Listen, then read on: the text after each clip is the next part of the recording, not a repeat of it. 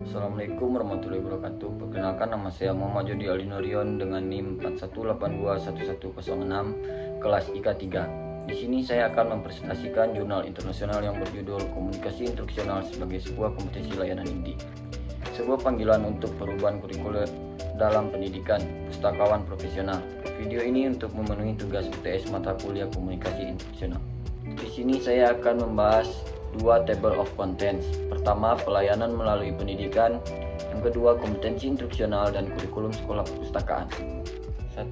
Pelayanan melalui pendidikan. Meningkatkan kemampuan instruksional pustakawan adalah metode utama untuk menyediakan kualitas dan meningkatkan layanan yang lebih baik kepada pelanggan perpustakawan. Akan mendefinisikan organisasi dengan kompetensi inti sebagai organisasi yang dapat menawarkan paket kemampuan yang unik yang dibedakan dari pusat perhatiannya pada kebutuhan pelanggan, ketahanannya terhadap peniruan, dan kemampuannya untuk melebarkan sayapnya ke aplikasi bisnis yang baru. Beberapa isu yang dibahas oleh Burke dan Mihar berkaitan dengan identifikasi instruksional sebagai kompetensi inti bagi perpustakaan dan pustakawan. 1. Intervensi instruksional diarahkan kepada pengguna akhir dan dapat meningkatkan layanan kepada para pelanggan tersebut.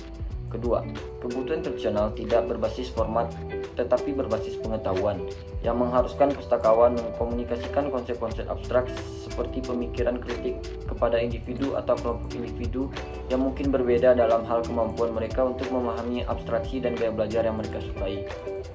Yang kedua, kompetensi instruksional dan kurikulum sekolah perpustakaan. Layanan kepada pemustaka akademis, umum, khusus, dan pelajar dapat ditingkatkan dengan adanya staf perpustakaan yang memiliki pengetahuan tentang teori dan praktik kepustakawanan. Organisasi dapat memperoleh manfaat dengan memiliki pustakawan yang berorientasi pada layanan, berorientasi pada hasil, dan berbagi informasi. Asumsi umum yang berkembang adalah bahwa karena anggota fakultas memiliki gelar master atau doktor, maka orang tersebut telah memenuhi syarat untuk mengajar di perguruan tinggi atau universitas. Sayangnya, ini bukanlah situasi yang sebenarnya. Hal ini ditunjukkan oleh Dena B. Mercum, Wakil Presiden Dewan Sumber Daya Perpustakaan, dalam mengomentari pendapat para pengulas proposal hibah. Para pengulas menunjukkan bahwa para pengajar di universitas sebagian besar tidak dilatih sebagai pengajar. Komunikasi instruksional harus diintegrasikan ke dalam siklus pendidikan dan profesi untuk menjadi keunggulan layanan. Pustakawan harus mampu menerapkan keterampilan mengajar dalam setiap aspek pekerjaan mereka, baik dalam layanan perpustakaan, layanan teknis, maupun positif administratif. Menjadi seorang pengajar berarti menjadi seorang yang mampu memotivasi orang lain dan meningkatkan kemampuan mereka untuk belajar. Jadi kesimpulan adalah, bentuk komunikasi instruksional cenderung lebih banyak menggunakan metode pengajaran di dalam kelas dan program melek arus di perpustakaan. Instruksi merupakan bagian yang terintegrasi dari keseluruhan sistem layanan dan dalam organisasi perpustakaan. Senge menulis bahwa pemikiran sistem perlu belajar untuk mengenal jenis-jenis struktur yang berulang-ulang.